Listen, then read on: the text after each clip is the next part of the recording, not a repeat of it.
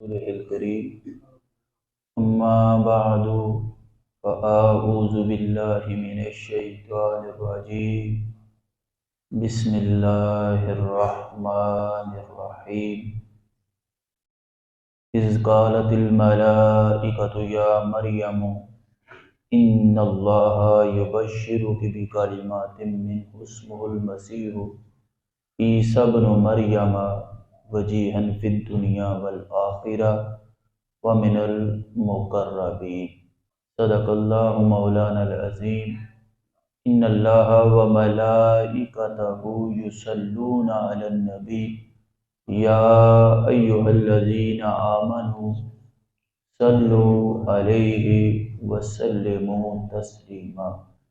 الصلاۃ والسلام علیک یا سیدی یا رسول اللہ وعلى آلك وأصحابك يا حبيب الله اللهم صل على بدر التمام اللهم صل على نور السلام اللهم صل على مفتاح دار السلام اللهم صل على سيدنا ومولانا محمد وبارك وسلم وصل عليه الحمدللہ اللہ تعالیٰ کے فضل و کرم سے نبی پاک علیہ السلام کی نظر عنایت سے مجھے اور آپ کو یہ توفیق ملی کہ ہم اولین وقت میں جمعۃ المبارک کی ادائیگی کے لیے حاضر ہوئے۔ دعا فرمائیں اللہ تعالیٰ اس دن کی برکات کا وافر حصہ مجھے اور آپ کو عطا فرمائے، ہمارے بیماروں کو صحت والی زندگی عطا فرمائے اور ہمارے فوت شدگان کی کامل مغفرت فرمائے۔ انسان جس مقصد کے لیے بھیجا گیا ہے وہ مقصد پر عمل پیرا رہے گا تو اسے دنیا اور آخرت کا لطف بھی نصیب ہوگا، اور زندگی گزار کر جاتے وقت اللہ تعالیٰ کی طرف سے یہ انعام بھی ملے گا کہ اے نفس مطمئنہ آ جا اس حالت میں کہ تو اپنے رب سے راضی ہے اور تیرا رب تجھ سے راضی ہے۔ ہماری کچھ ضروریات ہیں اور ایک ہماری منزل ہے۔ پیسہ کمانا یہ ہمارا مقصد نہیں، ہماری ضرورت ہے۔ کھانا کھانا ہے، کپڑے لینے ہیں، بچوں کا پیٹ پالنا ہے، بچوں کی فیسیں دینی ہے، بجلی کا بل دینا ہے، دیگر ضروریات کو پورا کرنا ہے۔ لیکن اگر پیسے کو مقصد بنا لیا جائے تو پھر انسان راہ راستے ہٹ جاتا ہے۔ اسی طرح اللہ تعالیٰ نے انسان کو دنیا میں خلق ہی اسی وجہ سے کیا ہے کہ یہ اللہ تعالیٰ کو راضی کرے، اس کی عبادت کرے، اس کی فرما برداری کرے۔ اور قرآن نے کہا اطیع اللہ و اطیع الرسول، جب وہ اطاعت الہی کا پیکر بن جاتا ہے تو پھر اللہ تعالیٰ کی طرف سے اس پر کرم، جود اور سخا کے دروازے کھلتے ہیں۔ ہم اپنی طرف سے جو حاصل کرنا چاہتے ہیں وہ اسی لیے نہیں ملتا کہ ہم اپنے ذہن، اپنی سوچ، اپنی عقل اور اپنی مہارت کے اوپر وہ چیز حاصل کرنا چاہتے ہیں۔ یہ اللہ کا جس پر فضل ہوگا یہ اسی کو ملے گا۔ دنیا میں بہت سارے لوگ آئے جنہوں نے اللہ تعالیٰ کے فرامین کو پس پشت ڈال دیا اور اپنی عقل، اپنی سوچ، اپنا فہم اس کے ساتھ جب انہوں نے زندگی گزاری تو وہ تکبر، عناد میں مبتلا ہوئے اور راندہ درگاہ ہو گئے۔ اب ہوا یہ کہ اللہ تعالیٰ نے جب حضرت موسیٰ علیہ السلام کو بنی اسرائیل کی نجات کے لیے بھیجا تو ان بنی اسرائیل کے فرمائش کہہ لیں، ان کی ڈیمانڈ کہہ لیں کہ ہمیں کوئی کتاب ملنی چاہیے، کوئی شریعت ہونی چاہیے جس کے اوپر ہم زندگی کو گزاریں۔ تو اللہ تعالیٰ نے حضرت موسیٰ علیہ السلام پر پہلی آسمانی کتاب تورات جو تھی اس کا نزول کیا۔ تو انہوں نے اپنی خواہش کے لیے، اپنے دنیاوی مفاد کے لیے اللہ تعالیٰ کی کتاب میں رد و بدل کر دیا۔ یعنی مقام میں بندگی، بندہ بندگی سے ہے، تو جب بندہ بندہ بن جائے تو اللہ بندے کو بندہ ہی تو بنانا چاہتا ہے۔ تو بنی اسرائیل بھی رب کے مقام پر معاذ اللہ فائز ہونے لگے، حرام کو حلال کر دیتے، حلال کو حرام کر دیتے، بادشاہوں کے مطابق احکام کو، یہاں تک کہ تورات کو انہوں نے تبدیل کر دیا۔ آج امت مسلمہ کے اندر بھی نظر آتی ہے،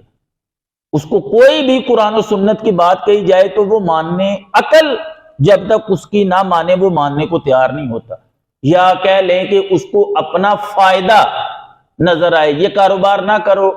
یہ سودی عنصر ہے، یہ کاروبار نہ کرو یہ رشوت کا معاملہ ہے، یہ کاروبار نہ کرو یہ جھوٹ کا معاملہ ہے، تو وہ اب یہ نہیں کہے گا، چاہیے تو اس کو تھا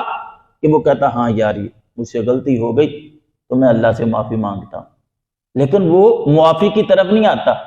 وہ آگے سے یا علماء پہ اٹیک کرے گا یا وہ بندہ جو ناسے ہے اس کے اوپر اٹیک کرے گا۔ حالانکہ جو بندہ اس کو بتا رہا ہے اگر تو اس کی اپنی بات ہو تو بے شک نہ مانو، لیکن اگر اللہ اور اس کے رسول کی بات ہو وہ تو ماننی چاہیے نا، بولیں ماننی چاہیے نا۔ اب یہ ضد جو ہے اس سے مسلمانوں کو باہر آنا پڑے گا۔ آج ہم یہ کہتے ہیں کہ ساری دنیا کو ہم ٹھیک کر دیں، لیکن اصل ہم اپنے آپ کو ٹھیک کرنا نہیں چاہتے۔ اللہ تعالیٰ نے قرآن پاک میں کیا ارشاد فرمایا سورہ تحریم کے اندر کہ یا ایھا الذین آمنوا قوا انفسکم واہلیکم نارا قودھا الناس والحجارہ، اے ایمان والو اپنے آپ کو اور اپنے اہل و عیال کو اس آگ سے بچاؤ جس کا ایندھن آدمی اور پتھر ہے۔ یعنی پہلے اللہ نے مجھے کہا ہے کہ تم نے خود بچنا ہے، پھر اپنی اولاد کو، ماں بہن بیٹی جو بھی گھر کا جو بندہ سربراہ ہے اس کو ہم سے پوچھا جائے گا۔ ثم لتسألن یومئذ عن النعیم، تم سے ہر نعمت کا پوچھا جائے گا۔ اللہ نے جوانی دی، صحت دی، عمر دی، پیسہ دیا، اللہ تعالیٰ قیامت کے روز یہ سوال کرے گا کہ بندے میں نے تجھے جوانی دی، تو نے کس کاموں میں لگائی؟ یہ جو جوانی کے ایام میں اور آپ گزار رہے ہیں، اللہ تعالیٰ پوچھے گا کتنے بندے ایسے تھے کہ جو تھے تو جوان لیکن ان کے پاس صحت نہیں تھی۔ ہمارے اپنے اردا گرد ماحول کے اندر آنکھ سے معذور، ایک بازو سے معذور، ایک ٹانگ سے معذور بندے ملیں گے، یا کسی کا اندرونی کوئی ڈیفیکٹ ہوگا، اس کا معدہ خراب ہوگا، اس کے گردے خراب ہوں گے، اس کا جگر خراب ہوگا۔ یہ تھیلیسیمیا کے مریض آپ کے سامنے ہیں جنہیں مصنوعی خون دینا پڑتا ہے، اور اس طرح کے بہت سارے۔ اب تو شوگر کی ایسی بیماری آگے بچے پیدا ہوتے ہیں تو ان کو یہ بیماری لگی ہوتی ہے شوگر کی۔ تو اللہ تعالیٰ نے اگر جوانی دی تو اس کا بھی پوچھا جائے گا، اللہ تعالیٰ نے زندگی دی اس کا بھی پوچھا جائے گا، اور مال کہاں سے کمایا اور کس جگہ پہ لگایا، یعنی کمایا کیسے، خرچ کیسے کیا، اس کا بھی پوچھا جائے گا۔ یہ وہ چیزیں ہیں جس کا مجھے اور آپ کو سامنا کرنا ہے، لیکن ہمارے لیے ایک توبہ ایسا دروازہ رکھا گیا کہ اللہ تعالیٰ ہم کروڑ بھی گناہ کریں، ارب لا تعداد بھی گناہ کریں، لیکن جب اس کریم کے دروازے پر آ جائیں تو وہ سارے گناہوں کو معاف فرما دیتا ہے۔ فرمایا کہ میری رحمت جو ہے یہ میرے غضب کے اوپر حاوی ہے، تو بات پھر اللہ سے بنے گی جا کے۔ تو بات بتانے کا یہ مقصد تھا کہ بنی اسرائیل کیا کرتے تھے، وہ اپنی خواہش کو، اپنے نفس کو، اپنی دنیا کو آخرت پر ترجیح دیتے تھے۔ تو کتنے انبیاء کرام علیہ السلام اصلاح کے لیے آئے، یا حضرت عیسیٰ علیہ السلام کا، ان کی والدہ وہ بیت المقدس میں رہتی تھی، تو حضرت جبرائیل علیہ السلام کو بھیجا گیا۔ اذ قالت الملائکۃ یا مریم، کہ اللہ آپ کو مسیح عیسیٰ ابن مریم بیٹے کی خوشخبری دیتا ہے۔ انہوں نے کہا کہ میرے بیٹا کیسے ہوگا، تو انہوں نے پھونک ماری، آپ حاملہ ہوئیں، وجیہن فی الدنیا والآخرہ من المقربین۔ اب کسی بھی نبی کی ہسٹری کو پڑھیں، سیرت طیبہ کو پڑھیں، کسی صالحین کی ہسٹری کو پڑھیں، کسی ولی کی، ان کی زندگی آسان نہیں ہوتی۔ اور ایک بات ذہن میں رکھ لے، اچھا کام ہمیشہ مشکل ہوتا ہے، یعنی ہمیں جنت دی جائے گی، تو جنت حاصل کرنے کے لیے ہمیں بہت ساری مشکلات سے گزرنا پڑتا ہے، اور حقیقت میں وہ مشکلات نہیں، لیکن ہمارے نفس پر وہ گراں ہیں۔ یہ جتنے کام نیکی کے ہم پر گراں گزرتے ہیں، اصل میں انہی خواہشات کو کچل کر اگلا راستہ جو ہے وہ جنت کا کھلتا ہے، کیونکہ اسلام کے اندر مشقت ہے۔ ہمیں اللہ تعالیٰ نے فرمایا کہ تم نے جہاد کرنا ہے، تو جہاد میں جان جائے گی، اور انسان کو بڑی پیاری ہے۔ تو اللہ فرماتا ہے میں نے مسلمانوں کی جانوں کا سودا کر لیا۔ اب اللہ خریدار بن گیا، اللہ سودا کر لیا۔ تو حضرت عیسیٰ علیہ السلام پیدا ہوئے، انہوں نے بچپن میں کلام کیا، انہوں نے ماں کی گود کے اندر کلام کیا۔ حضرت مریم کو جب یہ آثار ہو گئے کہ میں حاملہ ہو گئی ہوں، تو آپ لوگوں سے دور رہتی تھی، اور جب وضع حمل کا وقت آیا تو آپ دور، یعنی ان کی قوم اور ان کے درمیان ایک پہاڑ تھا، قریباً 8 کلومیٹر کا فاصلہ محتاط اندازے کے مطابق ہے کہ آپ دور چلی گئی تھی۔ اور اس وقت آپ کو ایک تو خواتین کی تکلیف تھی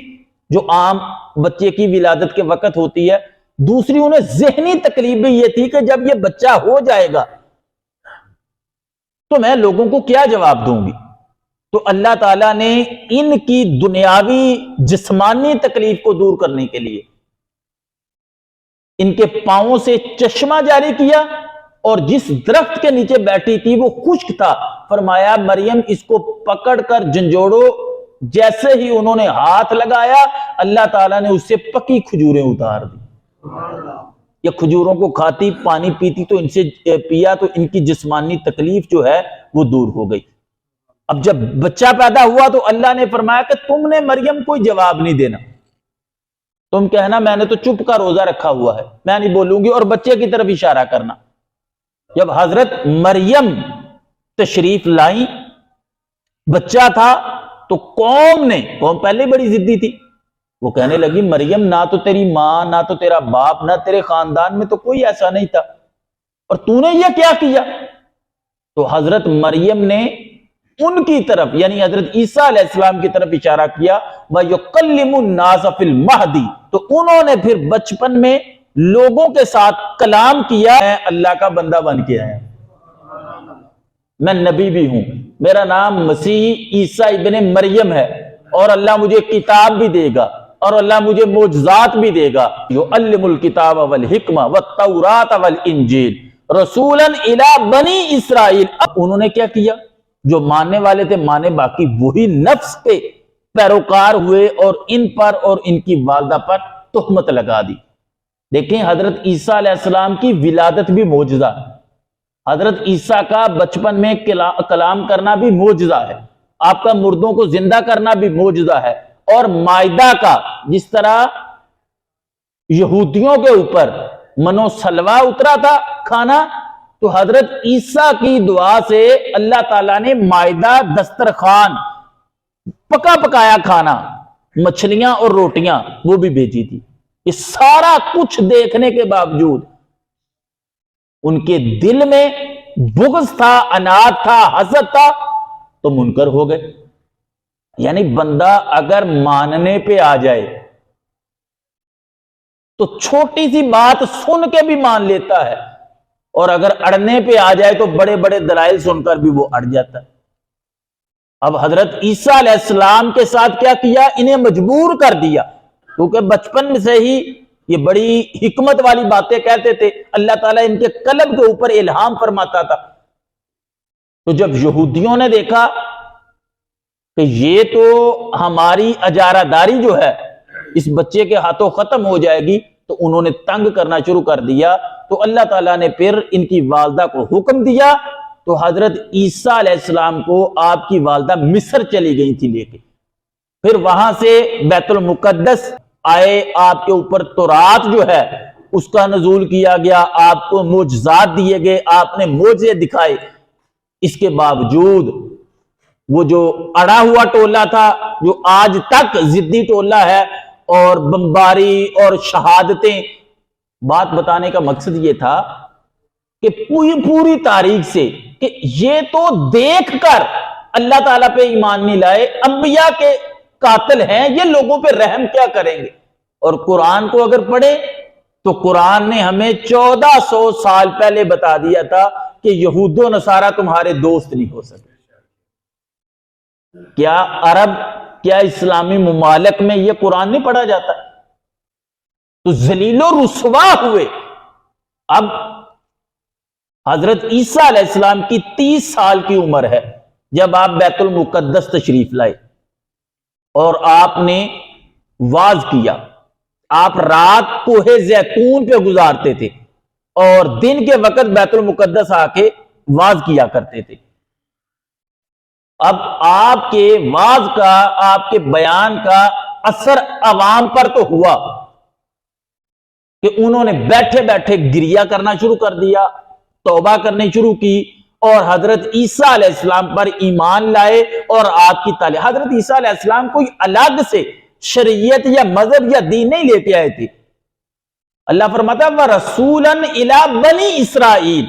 یہ بنی اسرائیل ہی کی طرف آئے تھے جس طرح دوسرے انبیاء آئے تھے، اور انہیں حکم یہ تھا کہ آپ شریعت موسوی جو ہے اس کو صحیح طریقے میں بحال کریں، اور بنی اسرائیل کو اللہ تعالیٰ کا فرما بردار بنائیں۔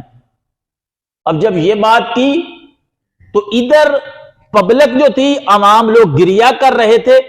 تو ان کو گمراہ کرنے والے علماء تھے، یہ بھی بیت المقدس میں موجود تھے، تو آپ نے ان کو تنبیہ کی اور ڈانٹا۔ وہ تو پہلے ہی آپ کے دشمن تھے، تو جب سر عام ڈانٹا تو مخالفت تو کرنا چاہیے، لیکن اس وقت کثیر تعداد تائب ہو چکی تھی، اور ان کے ڈر کی وجہ سے انہوں نے حضرت عیسیٰ علیہ السلام کو پھر اس وقت کچھ نہ کہا۔ حضرت عیسیٰ علیہ السلام کوہ زیتون پر رات گزارتے تھے، تو آہستہ آہستہ سازشیں ہونا شروع ہو گئی، یہاں تک کہ حضرت عیسیٰ کو اردن کی طرف ہجرت کرنا پڑی، اور 40 یہ جو آتے ہیں نا 40 روزے دن اور رات، یہ آپ جب کوہ زیتون سے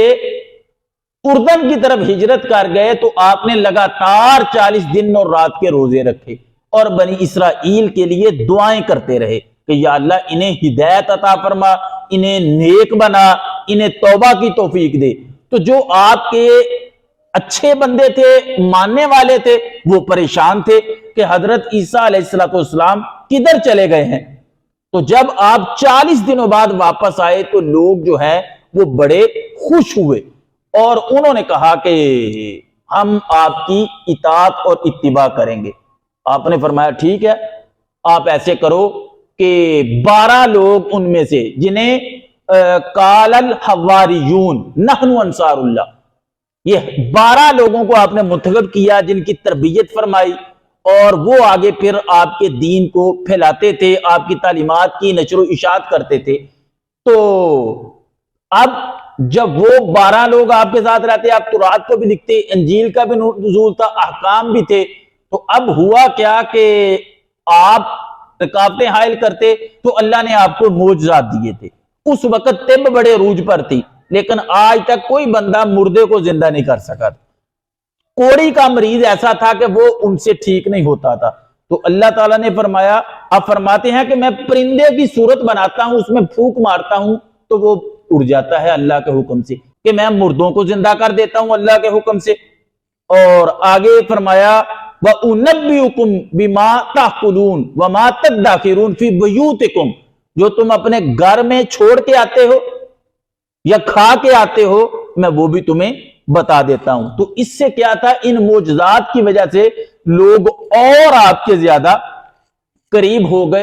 ہوئے اور اللہ تعالیٰ کے راستے کی طرف آئے۔ اب ہوا یہ کہ جب بنی اسرائیل نے دیکھا، علماء نے، کہ یہ تو معاملہ ہمارے ہاتھ سے نکلتا جا رہا ہے، تو اس وقت کے بادشاہ کو پھر انہوں نے خلاف کیا کہ آپ کی سلطنت کو خطرہ ہے، یہ گمراہ کرتا ہے، تو لہٰذا آپ اس کو سولی دیں اور پھانسی دیں۔ جب حضرت عیسیٰ علیہ السلام نے ان سے کفر کی بو کو محسوس کیا، فلما احس، جب انہوں نے اس بو کو محسوس کیا، قالا من انصاری الی اللہ، قال الحواریون نحن انصار اللہ، ہم اللہ کے مددگار بنیں گے، ہم آپ کے ساتھی بنیں گے، اور آپ گواہ ہو جائیں کہ ہم مسلمان ہیں۔ ربنا آمنا بما انزلت واتبعنا رسولا، اور پھر انہوں نے گواہی دی کہ ہم آپ پر ایمان لاتے ہیں، کتاب پر ایمان لاتے ہیں، آپ گواہ ہو جائیں۔ تو اللہ فرماتا وَمَكَرُوا وَمَكَرَ اللَّهُ، انہوں نے سازش کی، مکر کیا، تو اللہ نے خفیہ تدبیر اختیار کی۔ واللہ خیر الماکرین۔ اب ہوا یہ کہ آپ ایک گھر میں تھے، ہماری آپ کے ساتھ تھے، اور لوگ تو تھے، لیکن یہ 12 جو خاص تھے جو آپ کی تربیت میں رہتے تھے، وہ جب آپ کے ساتھ تھے تو 4000 فوج نے اس گھر کا گھیراؤ کر لیا اور کہا کہ ہم آپ کو شہید کریں گے۔ فلما احسا، جب آپ نے محسوس کیا تو آپ نے ان لوگوں سے کہا کہ کون ایسا بندہ ہے جس کو میری شکل، میری شبیہ دے دی جائے اور وہ سولی پہ چڑھ جائے اور جنت میں وہ میرے ساتھ ملاقات کرے گا۔ تو ان میں ایک نوجوان تھا، اس نے کہا جی میں تیار ہوں۔ تو اللہ سے دعا کی تو اللہ تعالیٰ نے اس کی شکل کو، دھڑ اس کا اپنا تھا، شکل حضرت عیسیٰ علیہ السلام کی مثل ہو گئی، اور روشن دان سے حضرت جبرائیل علیہ السلام نے حضرت عیسیٰ علیہ السلام کو آسمانوں پر زندہ اوپر اٹھا لیا۔ مریم اور آپ کے حواریوں کو پتا تھا کہ اللہ تعالیٰ نے حضرت عیسیٰ علیہ السلام کو آسمانوں پر اٹھا لیا، اور نبی کریم علیہ السلام نے ارشاد فرمایا کہ اللہ کی قسم، حضرت عیسیٰ علیہ السلام اور میرے اور عیسیٰ کے درمیان کوئی نبی نہیں ہے، اور مسیح عیسیٰ ابن مریم ضرور دنیا میں تشریف لائیں گے اور دجال کو قتل کریں گے، خنزیر کو قتل کریں گے، صلیب کو توڑیں گے، اور دجال 70,000 یہودیوں کے ساتھ ہوگا۔ جب وہ حضرت عیسیٰ کو دیکھے گا تو ایسے پگھلے گا جیسے پانی میں نمک پگھلتا ہے، اور وہ دوڑے گا فلسطین کے قریب۔ حضرت عیسیٰ علیہ السلام جو ہے وہ ان کو پکڑیں گے، قتل کریں گے، اور 40 سال وہ زمین پر عادل حکمران کی حیثیت سے اپنا وقت گزاریں گے، پھر حج کریں گے، عمرہ کریں گے، نبی پاک علیہ السلام کی بارگاہ میں حاضر ہو کے سلام عرض کریں گے۔ جب ان کی طبعی موت ہوگی تو مسلمان جنازہ پڑھیں گے، اور وہ نبی کی حیثیت سے نہیں ہوں گے، وہ امتی اور خلیفہ کی حیثیت سے تشریف لائیں گے، اور نبی پاک علیہ السلام کے قرب میں انہیں دفن کیا جائے گا۔ ام المومنین عائشہ صدیقہ رضی اللہ تعالی عنہا نے عرض کیا، یا رسول اللہ کیا میں آپ کے پہلو میں دفن ہو جاؤں؟ تو تاریخ دمشق والوں نے لکھا ہے کہ آپ نے ارشاد فرمایا کہ میرے پہلو میں ابو بکر، عمر اور حضرت عیسیٰ علیہ السلام جو مسیح ابن مریم ہے ان کی تدفین ہوگی، اور آپ دمشق میں نعرہ ہے مغربی، وہاں پر آئیں گے۔ محبوب علیہ السلام نے فرمایا کہ فرشتوں کے ہاتھوں پر انہوں نے ہاتھ رکھے ہوں گے پروں پر، اور ان کے بدن سے پانی کے قطرے ٹپک رہے ہوں گے، لوگ سمجھیں گے کہ شاید یہ نہا کر آئے ہیں یا بھیگے ہیں، لیکن جب وہ سر نیچے کریں گے تو پسینے کے قطرے ٹپکیں گے، جب سر اوپر کریں گے تو ان کے بدن سے ایسے جیسے موتی جھڑتے ہیں، اور تکبیر اس وقت ہو چکی ہوگی، فجر کا ٹائم ہوگا، تو حضرت امام مہدی علیہ السلام نماز پڑھانے کے لیے مصلی پر آئیں گے، تو جب حضرت عیسیٰ علیہ السلام کو دیکھیں گے تو پیچھے آ جائیں گے، لیکن وہ آپ کے کندھوں کے درمیان ہاتھ رکھیں گے اور کہیں گے کہ یہ امامت آپ ہی کے لیے ہے، امت محمدیہ کے لیے، تو آپ نماز پڑھیں۔ تو آپ جماعت کروائیں گے، حضرت امام مہدی علیہ السلام، حضرت عیسیٰ علیہ السلام پیچھے نماز پڑھیں گے۔ تو پھر فرمایا کہ نماز کے بعد آپ کہیں گے کہ دروازے کھول دیے جائیں، دروازے کھولیں گے تو 70,000 یہودیوں کے ساتھ دجال ہوگا، جس کے ماتھے کے اوپر کافر لکھا ہوگا، اور اس کے ایک ہاتھ میں جنت ہوگی، دوزخ ہوگی۔ پہلے وہ نبی ہونے کا اعلان کرے گا معاذ اللہ، پھر وہ رب ہونے کا اعلان کرے گا، اور 30 کذاب دجال ہوں گے، اور یہ آخری ہوگا جسے حضرت عیسیٰ علیہ السلام قتل کریں گے۔ کہ یہ یہودی انبیاء کے بھی قاتل، اللہ کے بھی نافرمان، اور حضرت عیسیٰ علیہ السلام کوئی نیا مذہب نہیں لے کے آئے تھے، بلکہ اللہ تعالیٰ نے فرمایا کہ ہم نے انہیں بنی اسرائیل کی طرف، اور خود حضرت عیسیٰ علیہ السلام فرماتے ہیں کہ میں بنی اسرائیل کی بھولی بٹکی بیڑوں کو راہ راست پر کرنے کے لیے بھیجا گیا ہوں۔ تو اللہ تعالیٰ سے دعا کہ اللہ تعالیٰ ہمیں اپنے نفس کی اور شیطان کی پیروی سے ہٹ کر خالصتاً اپنی بندگی اور پیروی کرنے کی توفیق عطا فرمائے۔ آمین بجاہ النبی الامین صلی اللہ علیہ وسلم۔